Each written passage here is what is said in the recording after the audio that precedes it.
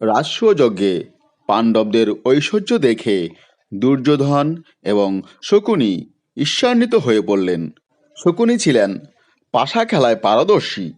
শকুনি চাইলেন পাশা খেলার মাধ্যমে পাণ্ডবদের সর্বশান্ত করতে। এই জন্য সে ধৃতরাষ্ট্রকে কুমন্ত্রণা দিতে লাগল। ধৃতরাষ্ট্র শকুনির মন্ত্রণায় বিদুরের নিষেধ অমান্য করে যুধিষ্ঠিরকে পাশা খেলায় আমন্ত্রণ জানালেন। যুধিষ্ঠির শকুনির সাথে পাশা খেলতে চাননি, কিন্তু তিনি পিতৃব্য ধৃতরাষ্ট্রের আমন্ত্রণও উপেক্ষা করতে পারেননি। পাশা খেলার বিভিন্ন ধন সম্পত্তি পণ রাখতে হতো।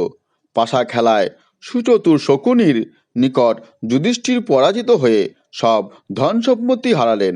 শেষে শকুনির কথায় যুধিষ্ঠির দ্রৌপদীকেও পণ রাখলেন এবং এবারও যুধিষ্ঠির হেরে যায়।